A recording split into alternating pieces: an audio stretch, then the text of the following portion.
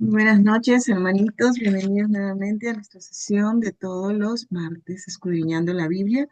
Vamos a continuar con nuestro conversatorio de los versículos que hemos escogido en esta tarea, ¿no? De las 13 cartas de Pablo. Y vamos a continuar, me parece que faltaba acabar todavía Corintios. Pero vamos a ponernos en presencia del Señor para que sea Él que guíe a Emmanuel Pablo en unión de todos nosotros para poder alimentarnos, entender su palabra y llevarlo a acción en nuestra vida. Cuchi, ¿me escuchas, por favor? ¿Podrías leer la oración que está en la pantalla? Sí, por supuesto, gracias. Ajá. El Padre. Oración para antes, en el nombre del Padre, del Hijo y del Espíritu Santo. Amén. Oración para antes de reflexionar la palabra de Dios. Bendito seas, Señor, porque quisiste que tu palabra viva y eterna se conservara por escrito en los libros sagrados del pueblo de Israel y de la iglesia primitiva. Nosotros los veneramos con espíritu filial, reconociendo en ellos tu voz, que sale a nuestro encuentro a fin de revelarnos tus misterios más íntimos. Gracias a tu palabra, permanentemente actual y de inagotable riqueza, te conocemos a ti, el único Dios verdadero. Que el Espíritu nos enseñe a interpretar correctamente tu palabra y que haga brotar de nuestro corazón el deseo de meditarla, abriendo nuestra alma para alabarte, darte gracias, implorarte y pedirte perdón. Amén. En el nombre del Padre, del Hijo y del Espíritu Santo. Amén. Gracias, Cuchi. Empezamos, Manuel Pablo. Gracias, Katia. Buenas noches, hermanos. Continuamos entonces con la tarea que nos hemos encomendado, que es revisar los versículos que más nos han impresionado de las cartas de Pablo. Revisamos algunas frases escogidas entonces, que son versículos, versos escogidos. Vimos el martes pasado el orden de las 13 cartas y vimos la primera, Tesalonicenses, y casi toda la segunda, primera de Corintios. Esas son las frases escogidas por nosotros mismos en la primera carta a los tesalonicenses, la primera carta de Pablo, la que revisamos juntos. Y eso es lo que vimos en la primera carta a los Corintios, hasta el 4:20, porque el reino de Dios no es de palabras, sino de obras. Hasta ahí compartimos, comentamos, y fue muy lindo. Ahora retomamos en la primera carta a los Corintios, capítulo 9, versículo 16. Ay de mí si no predicar el Evangelio. ¿Qué les dice esto, hermanos? Son palabras de Pablo, ¿no?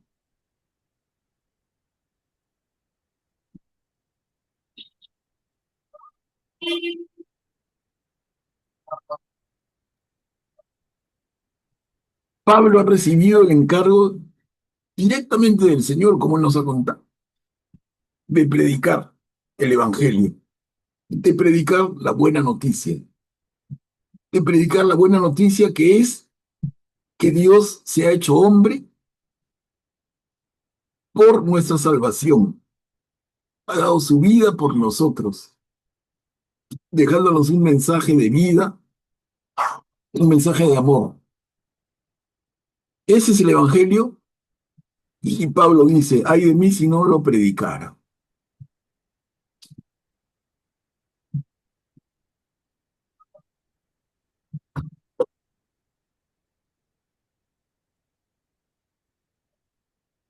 Graciano, adelante, por favor, activa tu micro. Gracias. Buenas noches, hermanos. En esta frase, Pablo demuestra que él es bien consciente de la obligación que ha recibido de parte de Dios, ¿no? Del encargo que ha recibido de parte de Dios.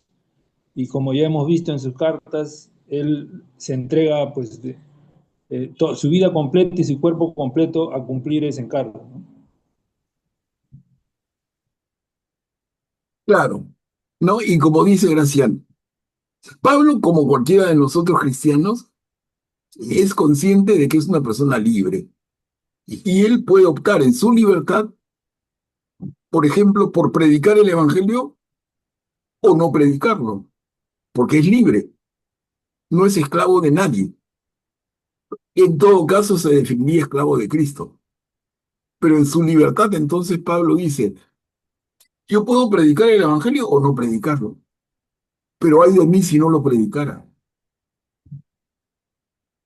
¿Sentimos, no, la fuerza de esto?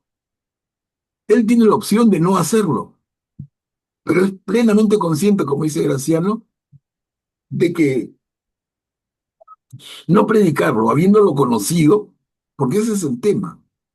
Si tú conoces al Señor y no das testimonio de Él, es como que es tu cumpleaños, te preparas una linda torta de chocolate y te encierras en tu habitación a comerla tú solo. ¿Esa es la celebración o compartes? Tenemos que compartir la palabra. Estamos, ¿no? Además, Manuel, Pablo es un mandato del Señor. Vayan y evangelicen por todo el mundo.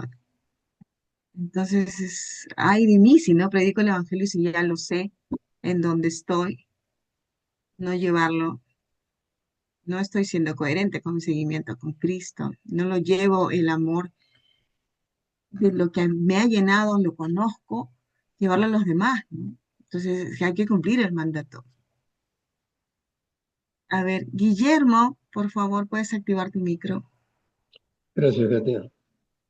Eh, yo creo que Pablo es un judío que vivió una conversión extraordinaria, porque el mismo Señor Jesús resucitado se le presentó a él, lo interpeló, le dijo quién era y luego lo condujo diciéndole qué cosa era lo que quería de él.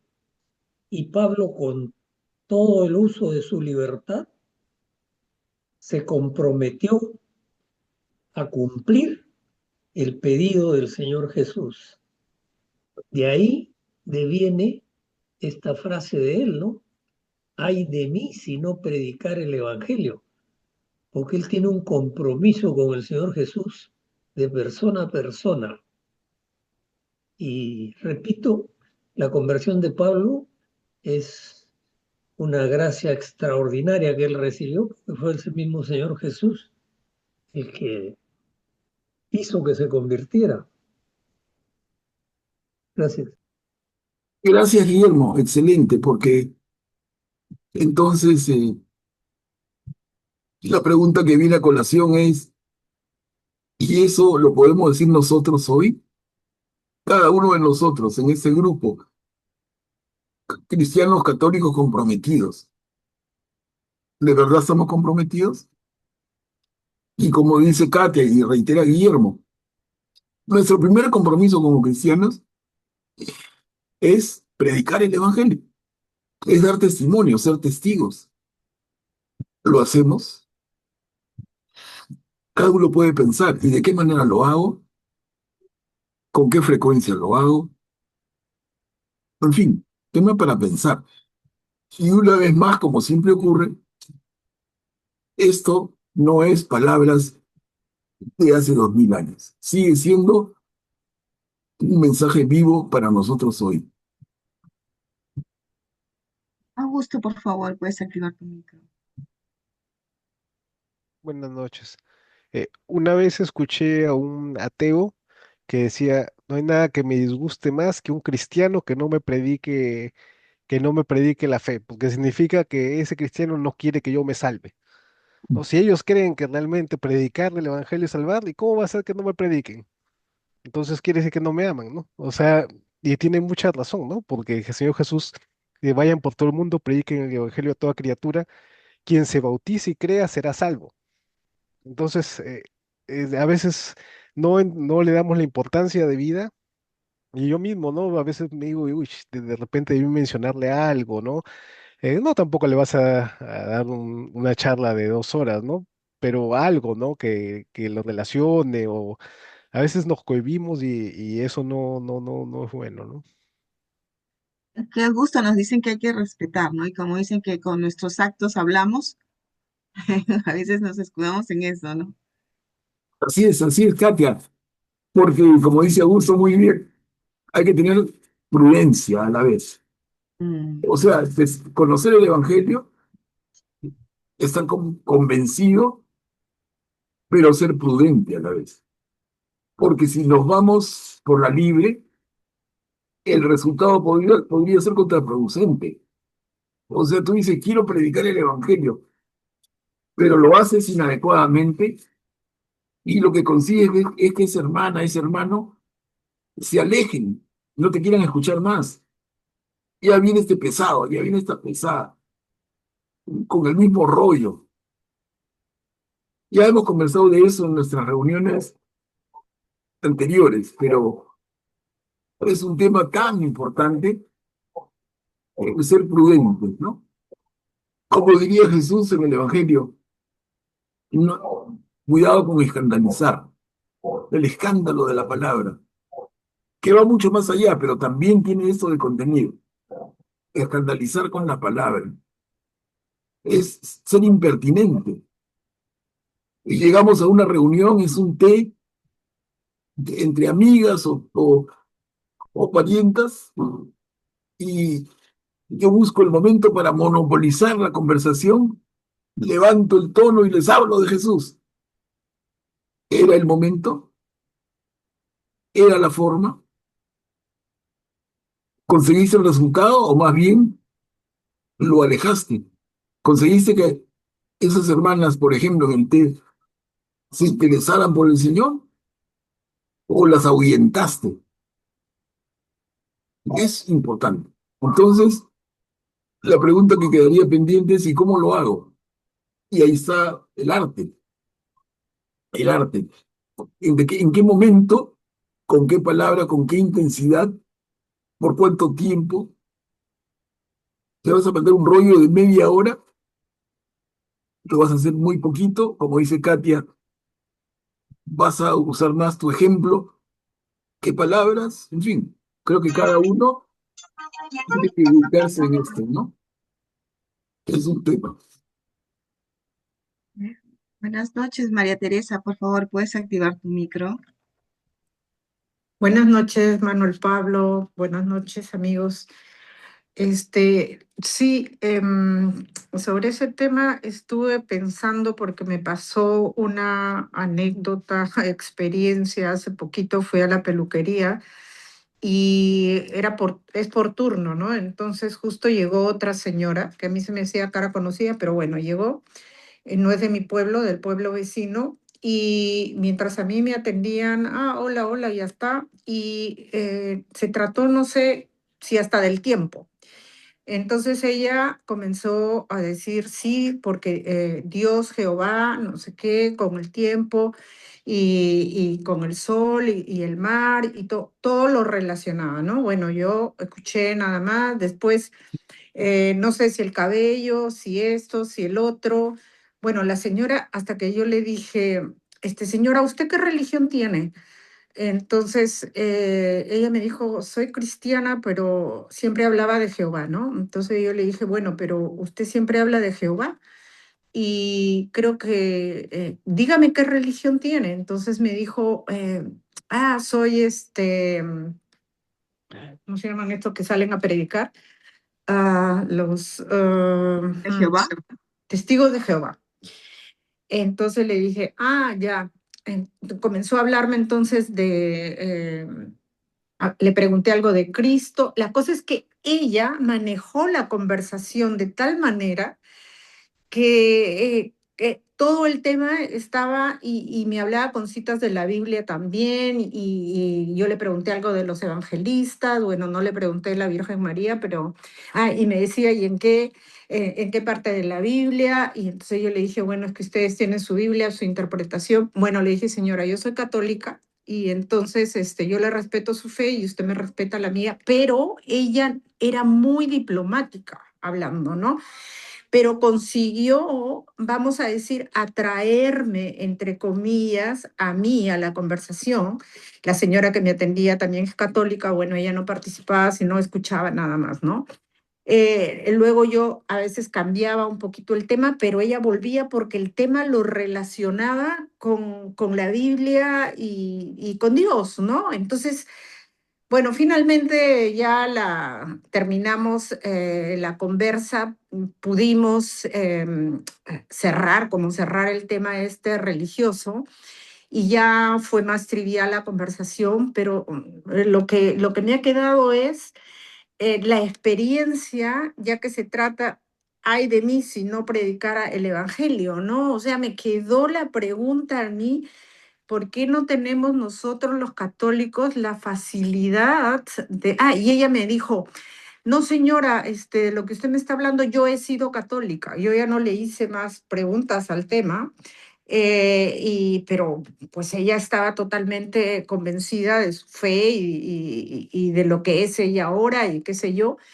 Y entonces yo dije, bueno, y entonces, ¿por qué nosotros tenemos tanta detalle, tanto reparo? ¿Cómo no podemos ingresar a una conversación orientándola? No sé, me quedaron muchas preguntas. La mujer más que nada ha sido para mí no en el tema religioso, sino la manera de y la pregunta hacia mí, eh, no predicas el evangelio, o sea, no, ni siquiera buscas el espacio, porque nosotros los católicos normalmente, como dice ahora Manuel Pablo, si estás en un té, tienes que tener mucho tino, tienes que tener esto, si estás pensando siempre, no sé, muchas cosas. Y cómo esta gente puede ser capaz diplomáticamente, porque ella lo hizo muy amigable, igual yo, ¿no? O sea, no, no era una persistencia así acosadora, pero todo lo relacionaba y persistía, ¿no? Entonces dije, bueno, a nosotros nos está faltando realmente cualquier cantidad para poder predicar. Bueno, me quedo de experiencia. Gracias por compartir, María Teresa, bien interesante. Y nuevamente nos deja pensando a todos, ¿no? Podemos haber tenido experiencias más o menos parecidas, pero la pregunta que haces es totalmente válida. ¿Y cómo hago yo para dar el paso? Para poder desenvolverme con esa naturalidad, con esa frescura. De seguridad también. Buen punto. Pero es que uno no puede explicar algo que no conoce todavía, ¿no? También, Mary, Y Cuando no está gran seguro. parte de los católicos no lo conocemos. también. O sea, si uno no está preparado y No al puedo final predicar. va a soltar cualquier barbaridad, Sí, que se va a a mí convertir me en una están diciendo una herejía, cosa. en una herejía y en una herejía que Claro, a eso lo que, ahuyente peor. claro, Pero pero que entonces, ¿cuál es el momento en el que cada uno diga, ya, yo estoy listo? Y es un tema, es un temazo. sí. Buenas noches, hermano Manuel Pablo, buenas noches, hermana, hermanos. Yo creo que en la vida recibimos tantas gracias de Dios que, como decías, hermano Manuel Pablo, es dar testimonio de las gracias que nos regala Dios. Y ese es ir evangelizando. O sea, yo soy una persona de 77 años y he visto en el camino eh, derramar tantas gracias que decía algún sacerdote, no me faltarían hojas de un cuaderno para escribir las gracias que hemos recibido. Entonces, es una manera de llevar el Evangelio. Lo más vivito y que ocurrió en familia es que a mi niña, a mi hijita, le detectaron fue a la dermatóloga y tenía como un porito cerca del oído que le había dado la dermatóloga tratamiento y a la semana o 10 días le dice, mira, te voy a pedir una biopsia porque no me parece esto bien. Y el médico le dice, hay una probabilidad de que sea un CA con el antecedente del papá que falleció de cáncer, ya se me puso de carne de gallina el cuerpo. Y le llamo a mi hijo y le van a hacer una biopsia a tu hermanita. Y me dice, mamá, ve al padre Julio, que el padre Julio aquí en Arequipa, tanta gente, ya falleció el año pasado, pero tanta gente acudía a él. Y mientras yo hacía la oración en el Santísimo, ya mi hijita había entrado a hablar con el padre Julio y cuando yo me acerco, el padre como que me mira y mi hijita le dice es mi madre, ¿no? Y entonces cuando yo voy con la cara asustada y preocupada y me dice, no te preocupes, no hay nada. Y le habían pedido la biopsia incluso tenía que ir a Lima porque no estaba clara la biopsia que le hicieron en Arequipa. Y me dicen, no, no hay nada, tranquilas, no hay nada. Entonces, cuando llamo a mi hijita, que es médico como mi esposo, me dice, mamá, ¿ya has mandado la muestra? Le digo, no, porque para Julio le he impuesto las manos y cuando yo he entrado me dijo, no te preocupes, no hay nada, no hay. Pero mi hija siendo médico me dice, pero envía la muestra. Y entonces, como un poco de falta de fe o como médico quería certificar, pero manda. Ya me costó el enviar por los tours hasta el patólogo, esperar, pagar ahí todo lo que costó y efectivamente vino negativa la muestra, ¿no? Entonces, cuando ha fallecido el año pasado, 16 buses de gente que venía y ahí en el que me trepé para el entierro, era como que a mí me tenían que amputar el brazo, a la otra señora venían desde Puno, hemos pedido el permiso en el trabajo, esta niña no iban a hacer y así, entonces pienso y lo tengo por seguro que en nuestra vida cuántas gracias de Dios hemos recibido y el hecho ya de manifestar, de compartir esta sanación, porque yo siempre digo, es un Cristo vivo, es de ayer, hoy, de todos los días, y en la fe es el Papá Dios que nos ama y que se manifiesta en nuestras vidas, ¿no? Entonces yo digo, es eso lo que decías tu hermano Manuel Pablo, es dar testimonio de las gracias que en mismo estando en España nos perdimos y de repente viene un señor, un ancianito, que le habíamos preguntado antes para ir a tomar el bus porque nos lleva al aeropuerto, el tren, y entonces vamos caminando y seguimos paradas y viene el abuelito y mi hermana me dice, pero un viejito le preguntas cómo vamos a hacer para llegar y viene y le coge del hombro a mi hijita y le dice, te dije que caminaras 2 cuadras y bajes. Y cuando hemos volteado no había el abuelito, pero hemos volteado en un segundo, no había. Entonces, y entonces yo digo, todos esos son gracias que uno recibe, como que son ángeles que nos regala Dios en el camino, ¿no? Entonces, pienso que eso es dar testimonio de lo que hemos recibido y es y predicar. Entonces, cuando he conversado, como decías, en un té, en algo, me dice, ¿y dónde está el padre Julio enterrado? Y me puede llevar, o sea, ve, va quedando la semillita como que puede haber una comunicación, aunque sea de pedirle a este padre que debe estar en el cielo, porque fue increíble su entierro, de gente que tenía y cada quien contaba sus experiencias de fe a través del padre, ¿no? Eso es, hermano, o hermanos. Gracias, Luz, gracias por compartir. Muy enriquecedor. Guillermo, por favor, puedes activar tu micro. Gracias, Katia. Manuel Pablo, dos cosas. La primera, una pregunta. Me parece haber leído en alguna carta de San Pablo la frase que dice que debemos predicar con ocasión y sin ella. Sí, ¿Existe esa frase en alguna carta? sí, yo también la recuerdo. Bien, entonces esa frase como que se contradice un poco con lo de la oportunidad, pero yo creo que lo que debemos hacer es juntar las dos cosas, ¿no? Con ocasión y sin ella, quiere decir que si no hay ocasión, uno tiene que preocuparse únicamente de ser oportuno y dentro de la ocasión, cuando no se presenta, buscar la forma de transmitir el mensaje. Ese es el primer punto. El segundo punto tiene que ver con el testimonio que ha manifestado la hermana María Teresa sobre la conversación con la señora en la peluquería.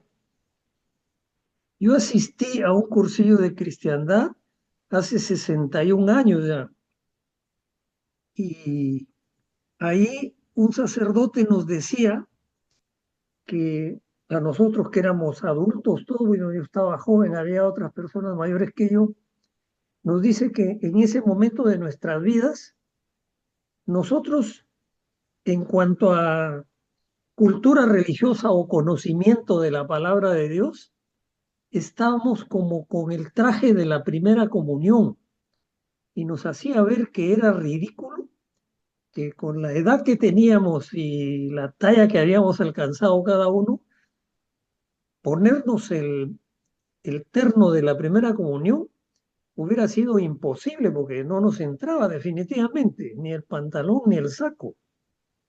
Entonces, él usaba esa imagen para hacer ver el contraste que había entre la obligación que teníamos en el momento de nuestra vida en que estábamos ahí en el cursillo y hasta dónde alcanzaba nuestro conocimiento de nuestra fe.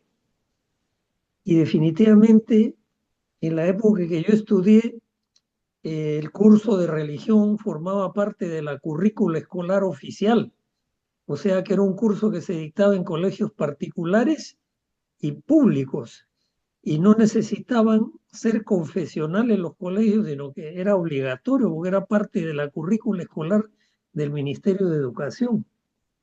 Pero yo creo que eso ha cambiado drásticamente. Ahora no lo sé, no sé si habrán cursos, pero definitivamente cuando uno sale del colegio o va a la universidad o se dedica a trabajar o se dedica a alguna actividad que decide para su vida, ya no tenemos casi la oportunidad de formarnos, de instruirnos en la palabra de Dios.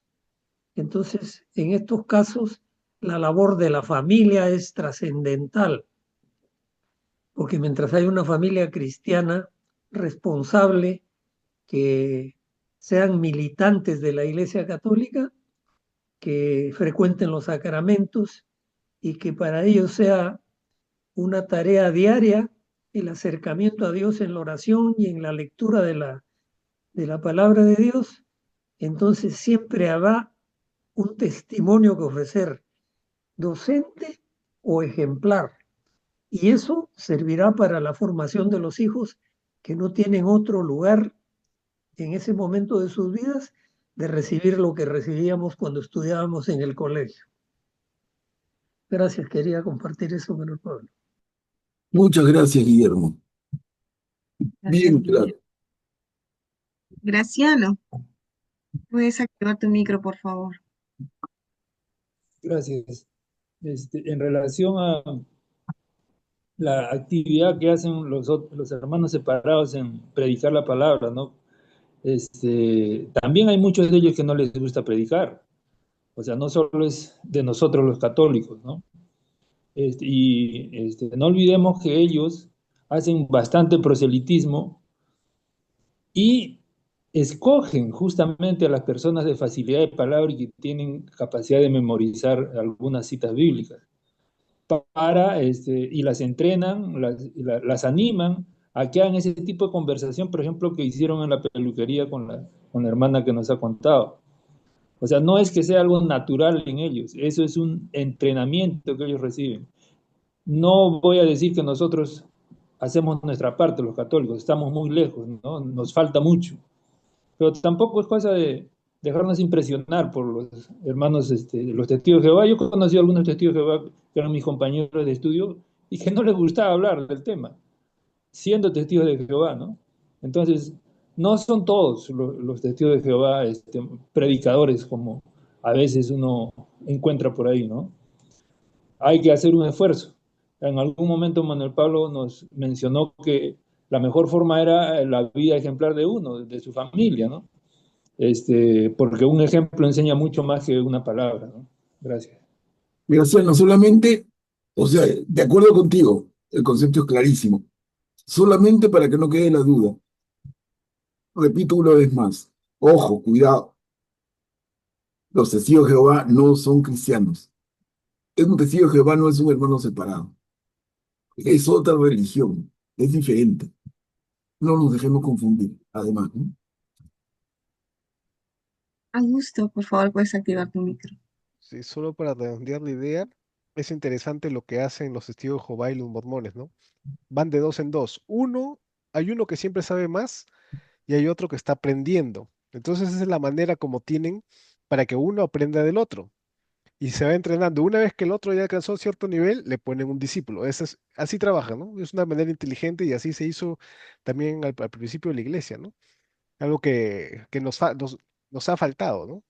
Y esto ya, este es un problema por culpa también de la iglesia, ¿no? Que ha entrado en un letargo en que los católicos no valoramos la palabra de Dios, ¿no? No valoramos aprender, no valoramos el catecismo, no valoramos nada de lo que tenemos. Entonces preferimos ver una película en Netflix o perder el tiempo en cualquier cosa menos en cosas de Dios. Y esa es la verdad, porque tiempo hay, eso no me digan que no hay tiempo. Tiempo hay, se encuentra tiempo en el día. Sacrificas un poquito, no quiere decir que te vas a tirar 2 horas al día, ¿no? Sino un poquito, siquiera al día, ¿no? Tiempo hay. Y algo muy curioso pasó en Estados Unidos. En la década de los 90, la iglesia tenía una política acá de no discutan con los hermanos separados, eh, respeten eso, pero ellos sí prácticamente destruían a todos los católicos en Estados Unidos y comenzaron a ganar a quitarle en masa a la iglesia católica, ¿no? Y poco a poco se generó un grupo de personas muy preparadas católicas, por ejemplo, un grupo como Catholic Answers, que es respuestas católicas, que en la radio se ponían y comenzaban respondían preguntas de católicos y no católicos. Y todas las respondían muy bien basadas en la Sagrada Escritura, en la tradición. Es decir, y comenzaron a hacer un movimiento en contra de eso, ¿no? Y poco a poco se genera, ahora también hay muchas conversiones al catolicismo, de muchos protestantes preparados, ¿no? Porque se generó un movimiento apologético, ¿no? Que es importante, ¿no?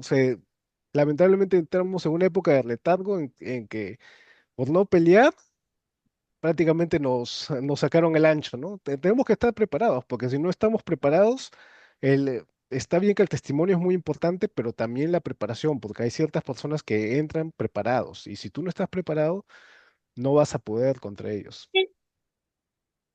Ujú. Vale, vale, muy cierto.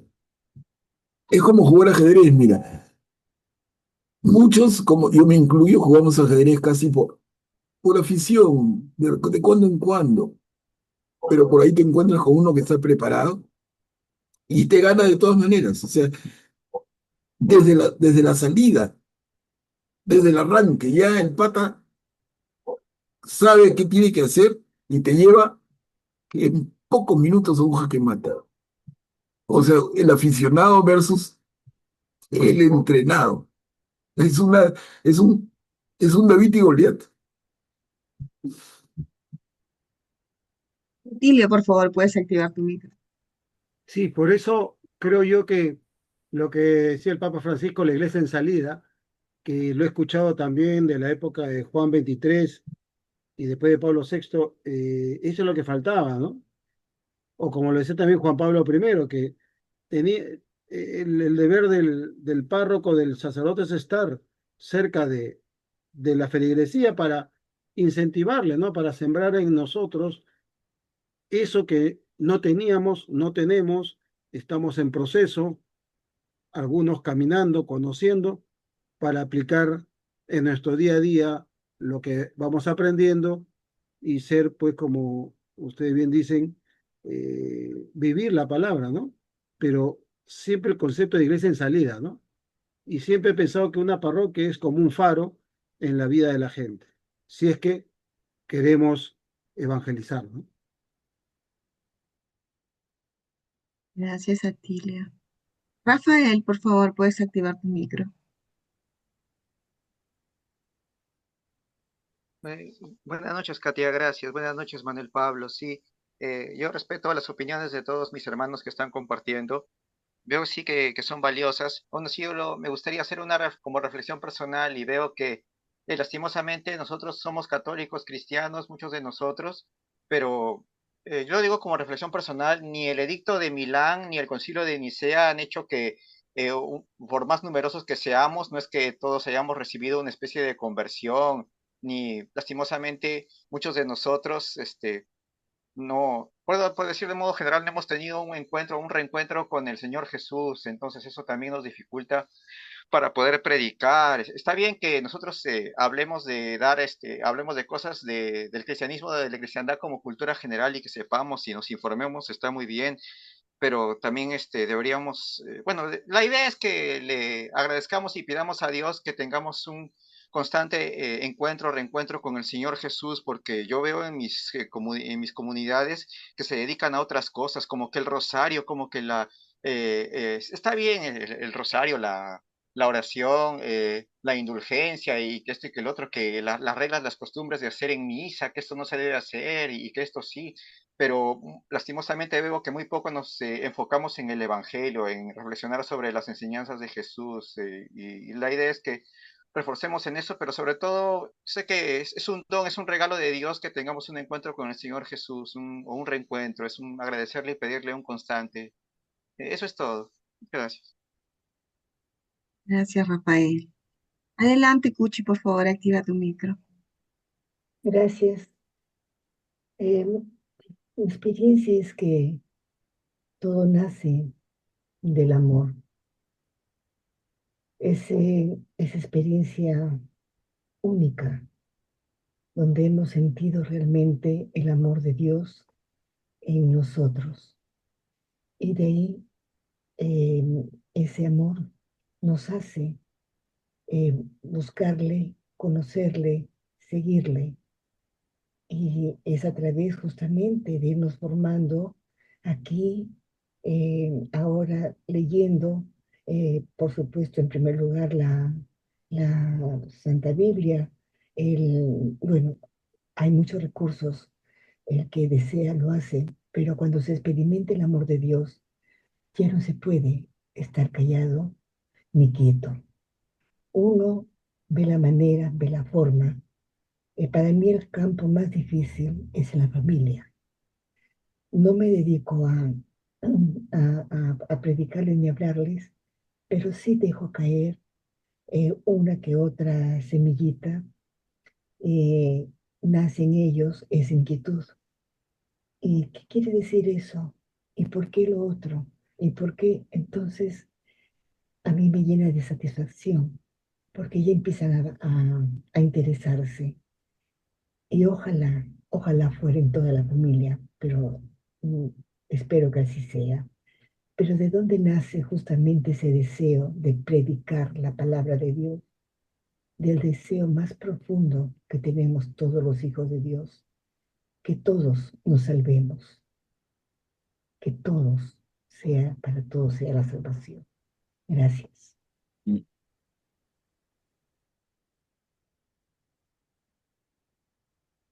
Gracias, Cuchi. Linda reflexión.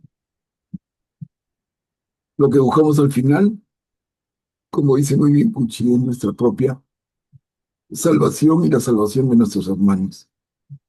Empezando por casa, por los nuestros, por las personas a las que amamos, pero realmente yendo más allá. Miren, y regresamos a la frase que nos ha hecho y nos ha despertado en este diálogo. Pablo dice en 9:16 de la primera carta a los Corintios: ay de mí si no predicar el Evangelio. Una frase, un versículo, miren todo lo que nos ha motivado para compartir. Lindo. A ver, avanzamos, hermanos. En esta primera carta a los Corintios, alguno de ustedes recomendó como más saltante el 10:23: todo es permitido, pero no todo es conveniente. Todo es permitido, pero no todo me conviene. ¿Qué les parece? ¿Por qué Pablo dice todo es permitido? Porque somos libres. Y él lo tiene clarísimo. Y yo no soy impedido porque soy libre. Entonces todo me es permitido, pero no todo me conviene. Maravillosa frase, no sé si le pescan todo el sentido. Quizá comentándolo un poquito la vamos a entender mejor. Adelante, Rafael, activa tu micro. Sí, gracias, Katia. No sé, ojalá la expresión que voy a decir, ojalá en algo se preste a esta última línea que estamos leyendo. Todo es permitido, pero no todo es conveniente. Escuchamos en nuestra sociedad que esa, como dichos, refranes o algunas otras cosas, y hay uno que dice algo así como haz lo que el corazón te dicte. Entonces, nosotros como cristianos sabemos que lastimosamente no todo lo que nos dicta el corazón es lo más conveniente por hacer, sobre todo cuando Jesús explica en el Evangelio, más bien hace una listaza de todas las cosas que salen de nuestro corazón cuando quiere clasificar, habla acerca de lo impuro y de lo impuro. Como por ahí va mi reflexión con esa frase, ¿no? Haz lo que el corazón te diga, pero para nosotros no es así. Sí. Eso es todo, gracias. Ujú. Graciano, por favor, activa tu micro. Gracias. Se refiere al libre albedrío que nosotros, que es otorgado por Dios para nosotros, ¿no? Y claro, estamos en la libertad de escoger la luz o las tinieblas, como el mismo Jesús dijo, que muchos escogimos las tinieblas, ¿no?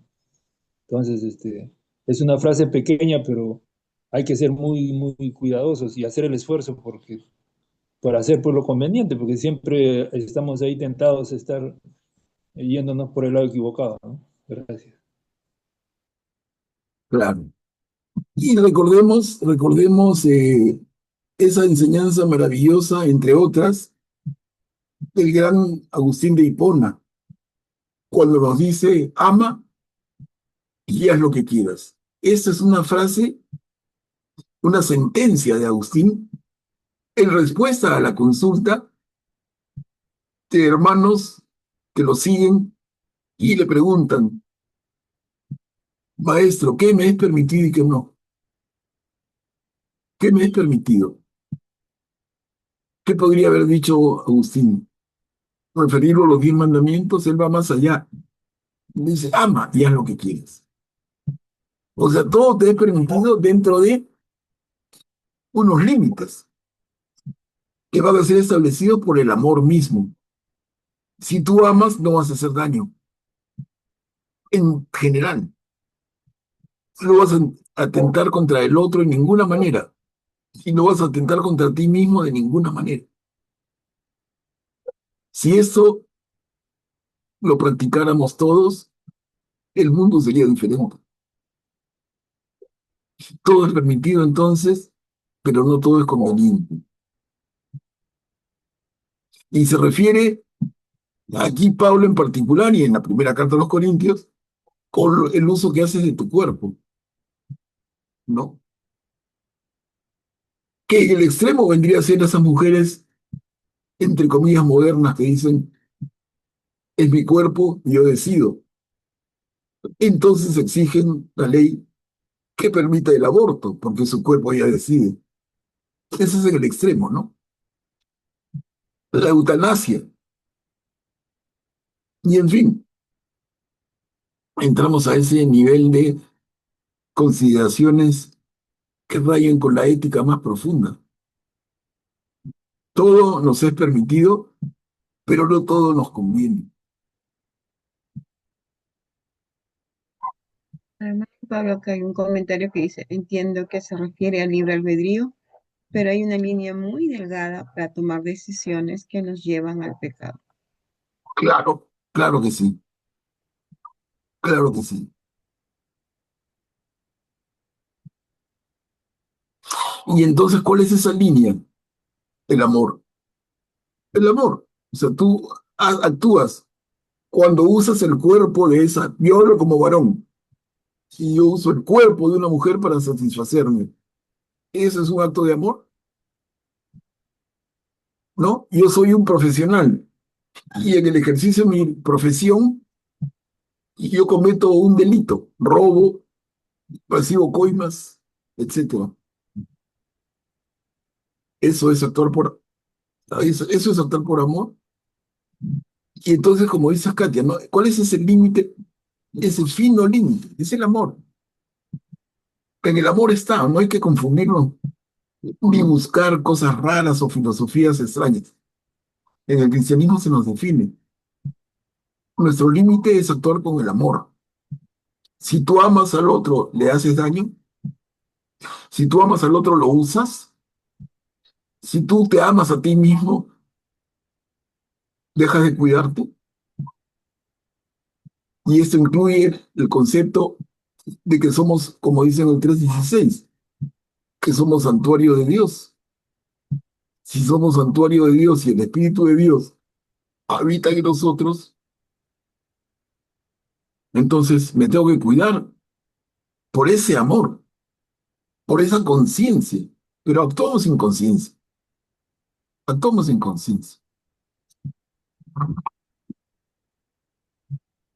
A ver, avanzamos. Con esta 13:13, capítulo 13, versículo 13, terminamos estos aportes que hicieron sobre la primera carta a los Corintios. Tres cosas hay que son permanentes: la fe, la esperanza y el amor. Pero la más importante de las tres es el amor. Miren, hermanos, esto, como había que escoger un versículo y no todo el capítulo, algún hermano compartió esto.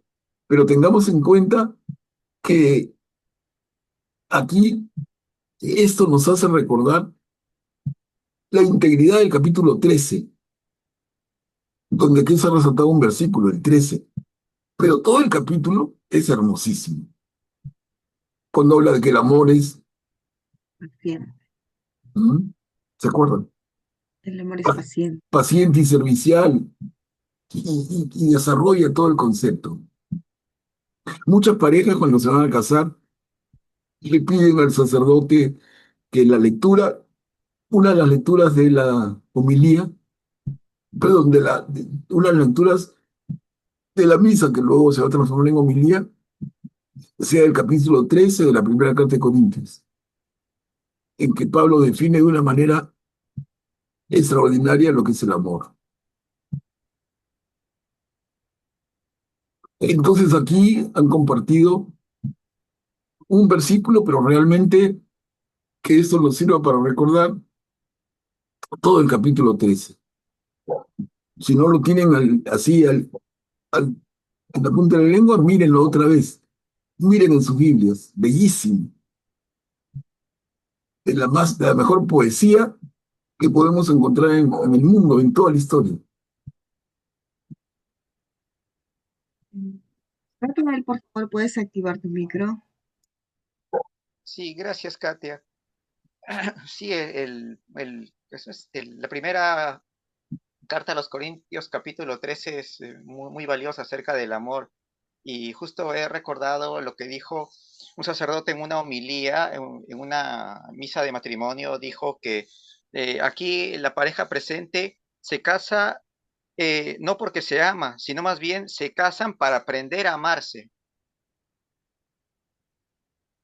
Qué bonito, qué bonito. Gracias, gracias. Bueno, avanzamos y tenemos en este recuento de las frases que más nos han marcado en el estudio de las cartas de Pablo, pasamos a esta carta, la segunda carta a los Corintios, y vamos a compartir y vamos reflexionando sobre cada uno de los versículos escogidos. 1:4. Que nosotros podamos dar a los que sufren el mismo consuelo que recibimos de Dios.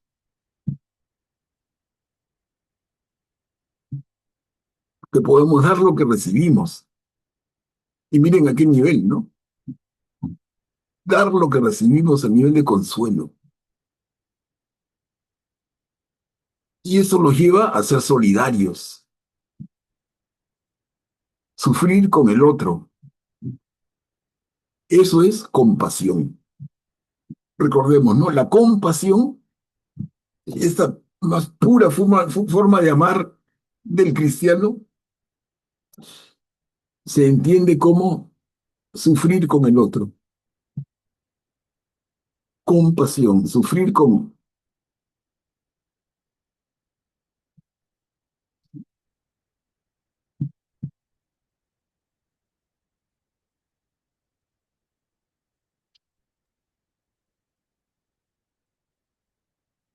A ver, avanzamos. 3:17. El Señor es el Espíritu, y donde está el Espíritu del Señor, allí está la libertad.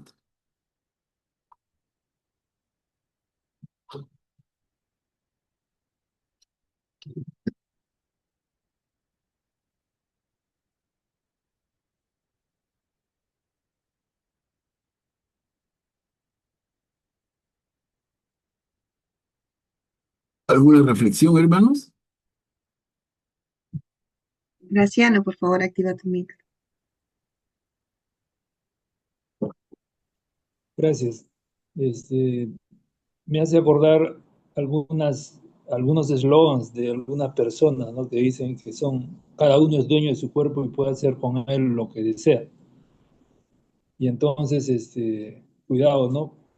Es- la libertad, claro, tenemos la libertad, pero el Espíritu del Señor está dentro, como hemos visto en la clase pasada, también una de las citas es que Dios vive dentro de cada uno y por lo tanto podemos tener libertad, pero siempre pensar que Dios está dentro de nosotros y Dios no quiere por ejemplo, haya un aborto, ¿no? Que matemos a un ser, por más que tengamos la conciencia de que es nuestro cuerpo. Será nuestro cuerpo, pero venimos de Dios, ¿no? O sea, esta cita va directamente en contra de aquellos que son pro aborto, ¿no? Que es uno de los crímenes más horribles que se cometen ahora, ¿no?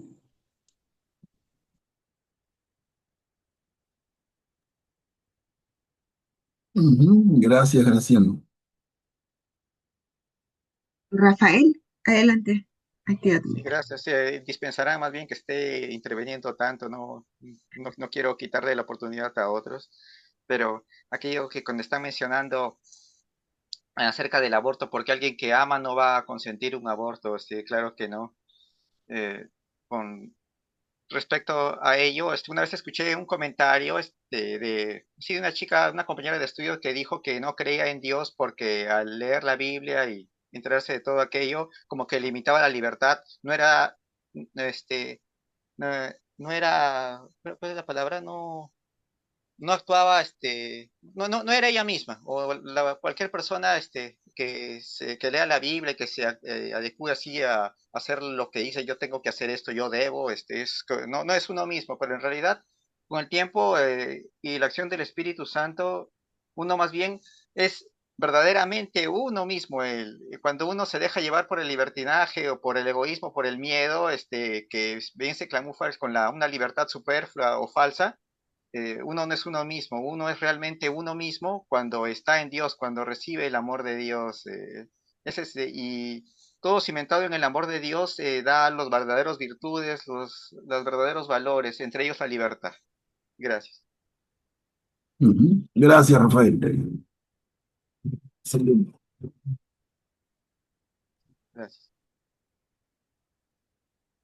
Justo, por favor, activa tu micro. Sí, yo diría que Dios educa tu libertad, ¿no? Te hace comprender lo que es verdaderamente ser libre, ¿no? Y el mundo más bien te esclaviza en distintos aspectos que parece que eres libre, pero en realidad te está esclavizando a ciertos tipos de adicciones, aunque no lo notes, ¿no? Que te van alejando de Dios, ¿no? Entonces hay una contraposición ahí, ¿no? A veces, aquellos que dicen que la Biblia, que no te hace libre es porque no comprenden lo que es verdaderamente ser libre, ¿no? Gracias, Augusto.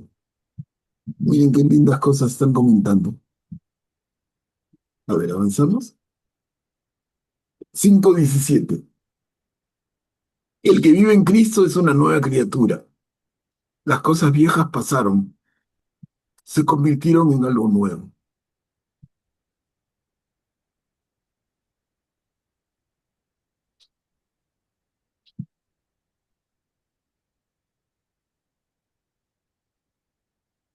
Adelante, Verónica. Buenas noches. Puedes activar tu micro.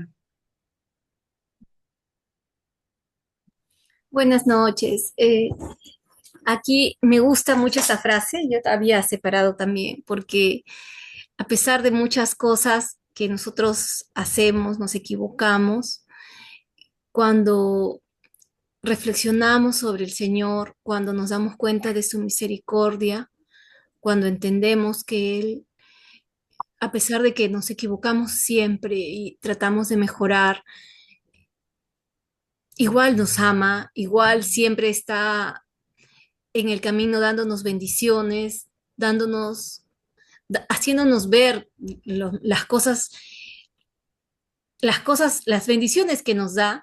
Entonces nosotros decimos, bueno, si yo me he equivocado y he pecado, pues yo puedo mejorar y yo puedo ser mejor porque Él me está bendiciendo, porque a pesar de lo malo que soy o que hice o que he estado haciendo, esto puede cambiar.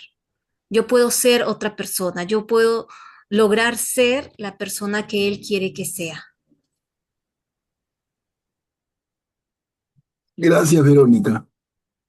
Graciano, activa tu micro, por favor. Gracias. Esto está en varias partes de la escritura, ¿no? Por ejemplo, me acuerdo de la conversación con Nicodemo, ¿no? Que le dijo, tienes que como que volver a nacer. Nicodemo se sorprendió, ¿cómo voy a volver a las entrañas de mi madre? Pero, entonces, Jesús se refería a la conversión, ¿no? No a la biología, ¿no? Y también los sacerdotes y las religiosas se cambian de nombre, el mismo Papa no tiene un nombre diferente porque significa un nuevo encargo, una nueva vida, ¿no? Entonces, el cambiarse de nombre no es una costumbre sin ningún sentido, tiene un tremendo significado para la fe, para nuestra fe, porque significa una nueva persona siguiendo ahora a Jesucristo, ¿no? Gracias, Graciano. Mira qué importante lo que ha dicho Verónica y Graciano, ¿no? Esta idea de un hombre nuevo, una nueva criatura, un hombre nuevo, hombre, varón o mujer. Y esto producto de la conversión, tema que aquí aparece clarísimo. La conversión nos renueva. ¿Y cómo va nuestra propia conversión? ¿En qué está? Del 0 al 100, ¿en qué punto estamos? Cada uno puede pensar.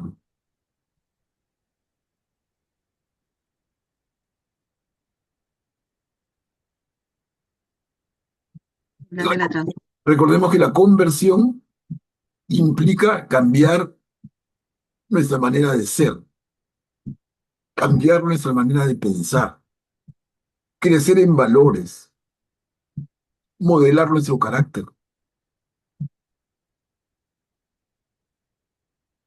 Es una transformación, pues. A ver, Augusto, por favor, activa tu micro. Eh, Hay que recordar que Jesús hace nuevas todas las cosas, ¿no? Y voy a contar algo personal, pero algo que me ha pasado en esta cuaresma es que yo, digamos que tenía una adicción a los videojuegos, ¿no? Yo jugaba entre 2 a 3, 4 horas diarias, ¿no? De videojuegos. Menos los jueves sí no jugaba, pero los demás días jugaba y dije, esta cuaresma voy a ofrecerle al Señor, pero jugaré una hora menos, ¿no? Comenzaré por eso, ¿no? Una hora menos, a ver si podré. Pero de repente, al día siguiente, sentí la necesidad de no jugar ni siquiera una hora. O sea, hasta ahorita ya van varios días, varias semanas, 2 semanas, creo, que me ha quitado el deseo de jugar. No tengo ni deseo ni de conectarme a jugar para nada, ¿no? Y a veces el Señor sabe en qué momento nos da y no sé si volverá el deseo en un momento, ¿no? Pero yo estoy aprovechando más el tiempo, ¿no? Porque perdía tiempo en esas cosas y ahora estoy aprovechando para aprender, bueno, de otras cosas, ¿no? También de historia, de otras cosas, que antes no tenía ese tiempo adicional porque lo dedicaba a otras cosas, ¿no? Pero es interesante, el Señor hace nueva todas las cosas y sabe en qué momento, ¿no? Y a veces nos falta confianza para pedirle, ¿no? Si le pedimos con fe a Jesús, Él puede hacer muchas cosas. Claro, Augusto, gracias por compartir. Y Augusto nos dice, esta conversión implica también, además, cambio de hábitos. Y Augusto nos ha contado un hábito que está cambiando, y un hábito bien duro, bien difícil, porque se convierte casi en adicción. Miren, qué importante. Y lo que dijo Augusto, ¿no? Dios hace nuevas todas las cosas. Absolutamente una idea de Jesús, una idea cristiana. A ver, avancemos. 10:17. El que se gloríe en el Señor. El que se gloríe del Señor. ¿Cómo entendemos esto, hermanos?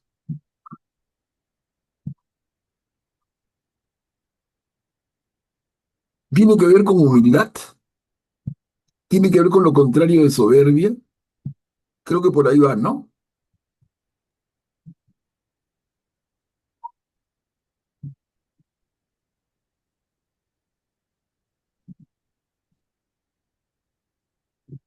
Rafael, adelante. Sí, gracias. No sé si tendrá que ver con la soberbia, pero yo iba a decir que, que el que se gloríe, que se gloríe del Señor, va que el creyente ponga sus valores y sus virtudes y cualidades en general al servicio de Dios. Claro, claro, Rafael, es exacto. Además de eso, ¿cómo va la humildad? Porque entonces ese sujeto, mujer o hombre, no se gloría en sí mismo por sus logros. Mira cuánto sé, mira qué bonito hablo. No, se gloria del Señor. Yo soy solamente un instrumento del Señor. Como rezaba San Francisco de Asís, ¿no? Señor, hazme un instrumento. Eres un instrumento que sirve a Dios. Un instrumento del cual Dios se vale para obrar. Entonces, es renunciar a tu orgullo, a tu soberbia, y ponerte en el papel más humilde, pero sinceramente humilde, ¿no? Creo que también está en Efesios, creo que dice que no, el Señor pone las obras en ti, en tu corazón, para que tú las hagas. O sea, no tienes nada de que gloriarte. Ujú. Y por eso también el Salmo, no a nosotros, Señor, no a nosotros, sino a tu nombre da la gloria. No, no somos nosotros. Pati, ahora sí puedes activar tu micro. Sí, buenas noches. Sí, también completamente de acuerdo. Eso se refiere a de que tenemos que ser humildes, porque todo lo que tenemos no es porque nosotros, por ejemplo, el cuerpo que tenemos es porque el Dios creador nos ha dado, los dones nos dio el Señor, no nos da el Señor. Entonces, ¿de qué podría gloriarme si digamos, todo nos lo dio el Señor? Entonces hay que estar muy atento porque a veces uno cree o se pone autosuficiente, no, yo y yo, siempre el yo, ¿no? Y no reconoce realmente que es el Señor en que gracias a Él nosotros podemos, lo poco que somos, cuando la presencia del Señor nos hace ser más, ¿no? Ese adicional lo pone el Señor. Nosotros ponemos, como para nosotros el 100% es, al lado del Señor sería un 1%. Todo lo demás lo da el Señor. Entonces, hay que hacer las cosas bien, sí, no gloriarse y siempre decir para la mayor gloria de Dios, ¿no? O de la Santísima Trinidad. Gracias, Patti. Entonces, de acuerdo con la idea de Patti, ¿cuál es nuestro mérito? Sale una linda obra. ¿El mérito es nuestro o la gloria es del Señor? La gloria del Señor. Exactamente, ¿no? Y eso tenemos que tenerlo bien presente. Miren, cómo estamos reflexionando, ese ejercicio está siendo bien útil. Y estamos reflexionando en nuestra fe, en este seguir a Jesús, y a partir de versículos escogidos de las cartas de Pablo. Como sale un montón de cosas. Bueno, vamos a la siguiente carta, la número 4, que es la carta a los filipenses. Como les decía yo el martes pasado, el orden en que estamos presentando las cartas es el orden en que parece que estas fueron escritas, ¿no? Entonces veamos, carta a los filipenses, primer versículo escogido, el 1:21. Para mí, la vida es Cristo y morir una ganancia. Tremenda frase, a ver, ¿cuánto la entendemos, hermanos?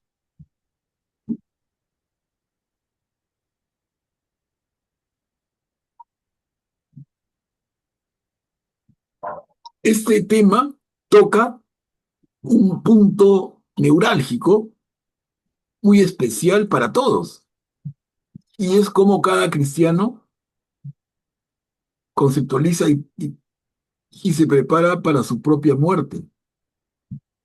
¿Cuál es nuestro paradigma sobre la propia muerte?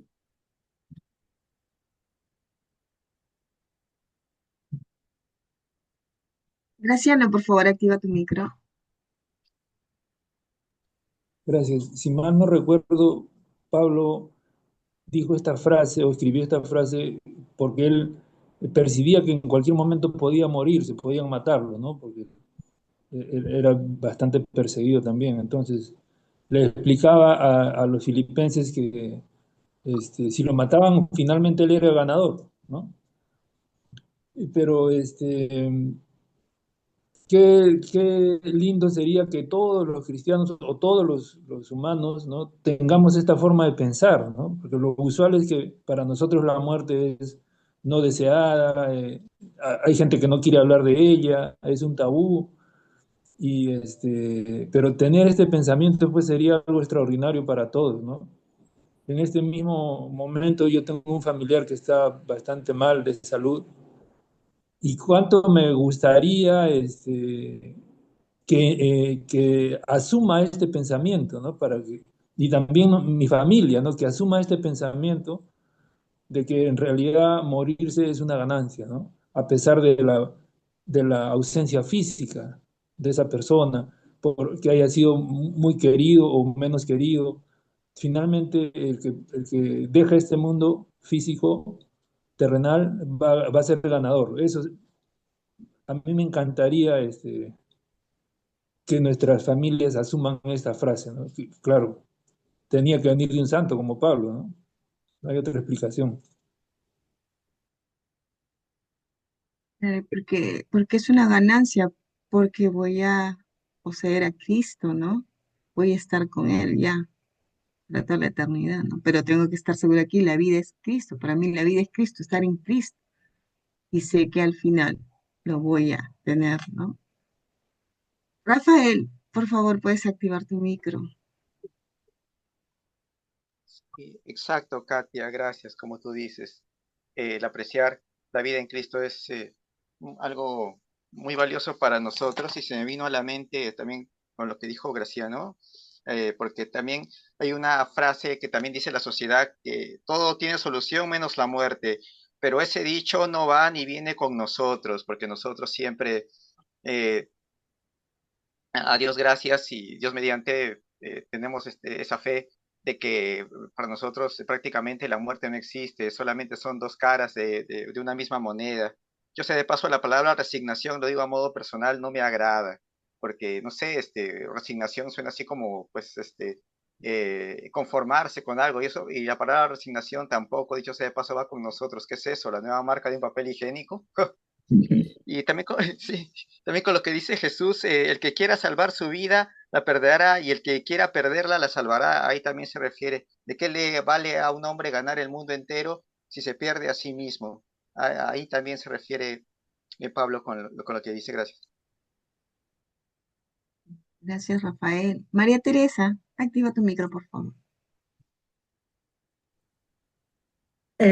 Bueno, yo quería compartir también una experiencia que yo he tenido una abuela muy católica, ¿no? Que ha tratado de influir en todos los nietos desde muy niños. Mi abuela era bastante mayor para mí, entonces, pero se me han quedado ciertas fijaciones.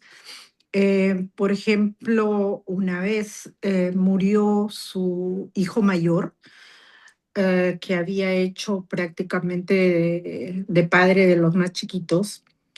Y a mí me sorprendió que ella estaba al costado del féretro y sentada, porque así muy digna, pero yo no la veía llorar, ¿no? No lloraba. Y estaba acompañando a su hijo, pero no lloraba, ¿no? Mientras lloraba su viuda, sus hijas y todo el mundo, pero mi abuela ahí tranquila, ¿no? Y luego mi madre me contó otra anécdota, que mi hermano mayor tuvo no sé qué enfermedad y estaba muy grave. Entonces su madre, esta abuela, le dijo, pero no te preocupes tanto. Si el niño tiene que ir y lo llama Dios, pues se va y tú vas a tener tu angelito en el cielo, o una cosa así, que va a estar siempre cerca de ti. Y mi madre me contó que a ella casi le da pues un infarto y se puso agresiva casi con su mamá, que cómo se le ocurría decirle semejante barbaridad, porque su bebé tenía creo que 9 meses o 10 meses de nacido, ¿no?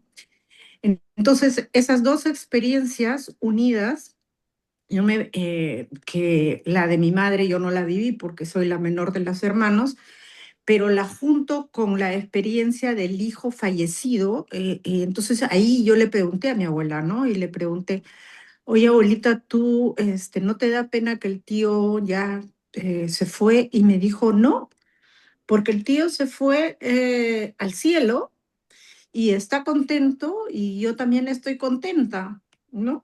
Entonces, casi me dio a entender, no entiendo todo el circo de los llantos y de todo, y yo estoy acá acompañándolo a él hasta el entierro. Me dijo, no me dijo el circo del llanto ni nada, ¿no? Pero me dijo, yo estoy acompañándolo a él hasta el final y él ya está tranquilo con Dios nuestro Señor en el cielo. Yo tendría pues, no sé, 15 años o algo así, pero se me quedó esa cosa y con el tiempo he tratado de un poco de pensar acerca de eso, en otras pérdidas y todo. Bien complicado, bien difícil. Entonces yo me pregunto, la fe de mi abuela era de tal dimensión que prácticamente nada la perturbaba, ¿no? Realmente la envidia. Gracias por compartir, María Teresa. Qué valioso lo que dices. ¿Y cuánto de sabiduría hay en tu abuela? ¿Cómo cambia el paradigma? En esa circunstancia tan dura, tan difícil del fallecimiento de un familiar tan cercano y criatura. El paradigma instalado en tu abuela, que es un paradigma auténticamente cristiano, y acá estamos viendo el origen. Pablo, carta a los Filipenses, capítulo 1, versículo 21. Para mí la vida es Cristo y morir una ganancia. Si esto de verdad lo entendemos, cambia nuestro paradigma ante la muerte y luego entonces, como consecuencia, cambia nuestra actitud y cambia nuestra reacción. Tampoco es que hagamos fiesta cuando alguien fallece, de ninguna manera, ¿no? Pero esa tragedia terrible, ese sentir el corazón destrozado, ese sentir el vacío enorme, si esa persona está con Dios, esa persona está con Jesús. Y es el tema de fondo para Pablo. Y por eso, como dijo Katy al comienzo, por eso para Pablo morir es una ganancia, porque está anticipando su encuentro con el Señor. ¿Yo por qué vivo? Diría Pablo. Yo vivo por Jesús. Y morir significa ir al lado de aquel por quien vivo. Eso es una tragedia o motivo de la más grande felicidad. Pues, para pensar, hermanos, para pensar. Acá hay un paradigma enorme que a pesar de ser cristianos nosotros, tenemos que revisarlo. ¿De verdad creemos esto? ¿O son vanas palabras de Pablo? Nosotros como cristianos deberíamos aceptar esto y no por eso el perder a un familiar querido deja de ser doloroso, pero ese dolor que no se transforme en sufrimiento. Vamos a extrañarlo, pero cuando lo extrañemos pensemos dónde está. Imagínate, tú vives en Lima, vives en una ciudad de provincia del Perú, en una ciudad en América Latina, con sus limitaciones, con sus problemas, y de repente te dan una beca, todo pagado, para que estudies en la mejor universidad de Francia, en París, en el barrio más lindo de París. Entonces te vas y tu familia queda acá. ¿Tu familia debe llorarte todos los días porque te extraña? ¿O cuando te extraña debe recordar que estás en París, en el mejor barrio, en la mejor universidad, con los mejores cuidados? Imagínense, estar en el cielo con Jesús, que es mucho más que el mejor París. Entonces, ¿vamos a llorar al fallecido? ¿O en el fondo vamos a tener sentirnos reconfortados porque está lo de Jesús, de quien hablamos y por quien vivimos? Miren la trascendencia de Filipenses 1:21. Bueno, Pablo, me has hecho acordar cuando una persona me dijo, es distinto vivir o llevar el duelo con el Señor que estar sin Él. O el Señor está, es esperanza, ¿no? Y me has hecho acordar esto cuando dice San Alberto Hurtado, la vida nos ha sido dada para buscar a Dios, la muerte para encontrarlo y la eternidad para poseerlo. Eso lo tiene claro Pablo, ¿no? Por eso le está hablando de eso acá. Pati, activa tu micro, por favor.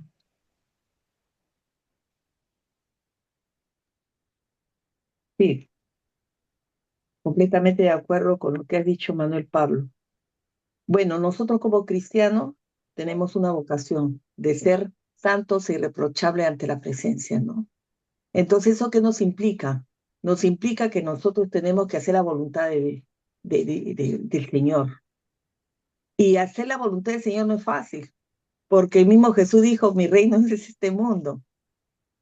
A veces implica que hasta las amistades se separan, ¿no? Por las ideas, porque a veces algunas personas no comulgan esa idea, ¿no? Son agnósticos, ateos, no siempre te va a haber la tolerancia. Entonces, vivir, o sea, haciendo la voluntad del Señor, no es fácil, no es una tarea fácil, pero para aquellos que amamos a Cristo, sí, para un cristiano morir es una ganancia, porque nosotros tenemos que aspirar, no ir como dice, hay que aspirar a ir al cielo, no al purgatorio, sino al cielo. Y para poder aspirar a ir al cielo, uno tiene que crecer espiritualmente, ¿no? Porque el Señor quiere así, desarrollar virtudes para poder alcanzar esa meta, ¿no? Esa corona que decía San Pablo, ¿no? Porque a veces nosotros pareciéramos que no sé, que la gente se conforma, bueno, ya no se esfuerza, hay que forzarse, hay que ser íntegro, ¿no? Para el Señor. Tú no lo puedes fallar a Él, al Señor no lo puedes fallar. Por eso es una vida un poco difícil a veces, pero la recompensa es, como dice Manuel Pablo, maravillosa. Eso quería expresar, gracias. Gracias, Pati. Qué tema tan importante, ¿no? De verdad, yo creo que todos los hermanos que participan de esta reunión y que están callados deben hacer una tremenda reflexión, en una profunda reflexión interna. O sea, el silencio no quiere decir más que están pensando, que están reflexionando. El tema los ha tocado hasta el fondo. Y es así, pues. Ahora, somos humanos, nos encariñamos, extrañamos, por supuesto, pero tengamos, como también dijeron ustedes, tengamos este concepto tan absolutamente cristiano, esto como un paradigma que nos permite entender el acontecimiento de la muerte de esta manera. Entonces la muerte no es algo negativo, es algo positivo. Ahora, que Pablo no solamente dice morir es positivo, dice morir es una ganancia. Diríamos, ¿qué tal fe? ¿Qué tal fe de Pablo? Y esa debe ser nuestra fe. Si no, nuestro cristianismo es de la boca para afuera. Acá está, hermanos. Y en estas cosas está. A ver, veamos una más porque la hora ahí nos está ganando. Veamos una más. Capítulo 2 del 6 al 8. ¿Quién puede leer? No lo leo, Manuel Yo, Pablo. yo lo leo. A ver, ¿quién dijo yo? No veo. El que era de condición divina no consideró esta igualdad con Dios como algo que debía guardar celosamente. Al contrario, se anonadó a sí mismo, tomando la condición de servidor y haciéndose semejante a los hombres. Y presentándose con aspecto humano, se humilló hasta aceptar por obediencia la muerte y muerte de cruz. Esta maravilla, esta pequeña joya que tenemos al frente, es capítulo 2 de la Carta a los Filipenses, que incluso por respeto al espacio la he cortado, pero sigue. Qué cosa maravillosa está hablándonos Pablo, ¿no? Jesús, que era de condición divina, no consideró esa igualdad con Dios como algo que debía guardar celosamente. Al contrario, se anonadó, se abajó, diríamos, ¿no? Se hizo como nosotros, se abajó tomando la condición de servidor y haciéndose semejante a los hombres. Y presentándose con aspecto humano, se humilló hasta aceptar por obediencia la muerte y la muerte en cruz. Esto es una frase de profunda carga teológica. Jesús, Dios, hecho hombre, se abaja. El término que usa esta traducción de la Biblia, se anonadó a sí mismo, tomando la condición de servidor, haciéndose semejante a los hombres. Es que es que Jesús renuncia a su carácter divino. No. Entonces, ¿cómo entender esto? ¿Cómo entenderlo? Es bien importante. De repente, mira, Katia, y considerando la obra que estamos ya sobre el término, podríamos y mano de Jesús también, que quedemos aquí, para que podamos tener estos días de aquí al próximo martes para reflexionar en esto.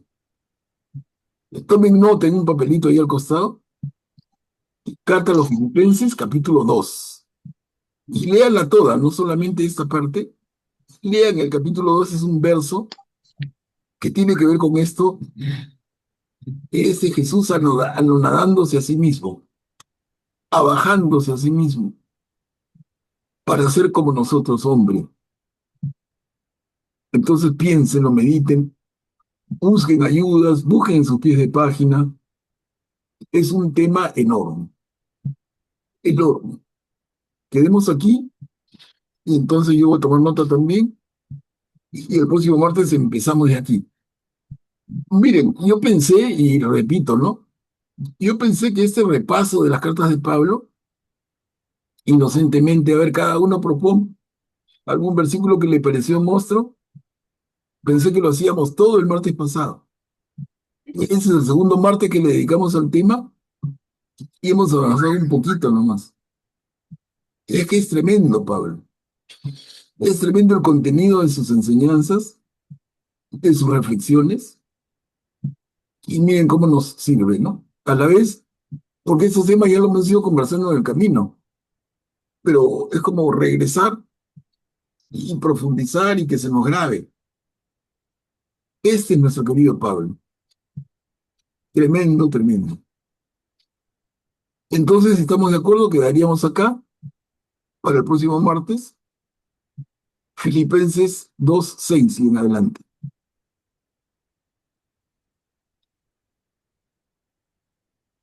¿Correcto? Listo, quedamos, Katy. Y nos